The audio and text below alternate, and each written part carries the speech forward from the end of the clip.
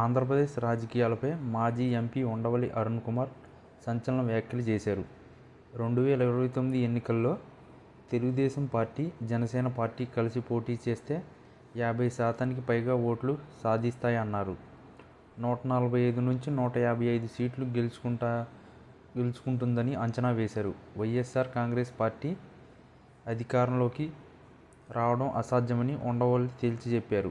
YS Jaganmohan రెడ్డిపై ఉన్న 22 ED, CBI కేసుల్లో శిక్ష పడితే ఆయన రాజకీయ భవిష్యత్తు ప్రమాదంలో పడుతుందని ఆయన వ్యాఖ్యానించారు. ఈ కేసుల్లో జగన్ డిస్క్వాలిఫై అయితే దాదాపు 10 ఏళ్ల పాటు ఎన్నికల్లో పోటీ చేసే అవకాశం కోల్పోతారన్నారు. అప్పుడు ముఖ్యమంత్రి అయ్యే అవకాశాలు లేకుండా పోతాయన్నారు. ఉండవల్లి ఏది మాట్లాడినా లాజిక్గా మాట్లాడతారు, గాలి కబుర్లు చెప్పరు. ఇప్పుడు వైసీపీ అధినేత జగన్మోహన్ రెడ్డిపై ఓ ఇంటర్వ్యూలో ఆయన మాట్లాడిన మాటలు ఆసక్తి రేపుతున్నాయి. 2019 ఎన్నికల్లో వైసీపీ అధినేత వైఎస్ జగన్ 151 సీట్లతో ఘన విజయం సాధించారు. టీడీపీ కేవలం 23 సీట్లు మాత్రమే గెలుచుకుంది. 2024 ఎన్నికల్లో టీడీపీ, జనసేన, బీజేపీతో కూడిన ఎన్డీఏ కూటమి 164 సీట్లతో భారీ విజయం సాధించగా, వైసీపీ కేవలం 11 సీట్లకే పరిమితమై ఘోర పరాజయం చవిచూసింది. ఈ ఎన్నికల్లో టీడీపీ 135 సీట్లు, జనసేన 21 సీట్లు, బీజేపీ 8 సీట్లు గెలుచుకున్నాయి. ఈ ఫలితాలు జగన్పై తీవ్రమైన వ్యతిరేకతను ఉన్నట్లు తేల్చాయి. 2024 ఎన్నికల్లో టీడీపీ, జనసేన, బీజేపీ కూటమి 45.57% ఓట్లు సాధించగా, వైసీపీ ఓట్ షేర్ 39.45%కి పడిపోయింది.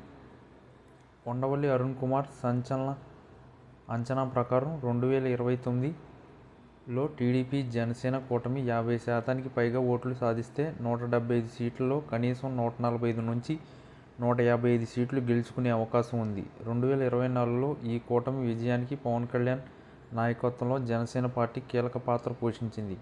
ముఖ్యంగా కాపు సామాజిక వర్గ ఓట్లను ఏకీకృతం చేయడంలో జనసేన విజయవంతమైంది. ఈ నేపథ్యంలో 2029లో కూడా ఈ కూటమి కొనసాగితే వైసీపీకి మరింత నష్టం జరిగే అవకాశం ఉంది ఉండవల్లి అంచనా. జగన్మోహన్ రెడ్డిపై 2012 నుండి సిబిఐ, ఈడీ కేసులు నమోదు ఉన్నాయి. ఆయన తండ్రి వైఎస్ రాజశేఖర రెడ్డి ముఖ్యమంత్రిగా ఉన్న సమయంలో అక్రమంగా ఆస్తులు సమకూర్చుకున్నారని, వివిధ సంస్థలకు ప్రయోజనాలు కల్పించి అవినీతికి పాల్పడ్డారని ఆరోపణలు ఉన్నాయి. 2012లో జగన్ను సిబిఐ అరెస్ట్ చేసింది.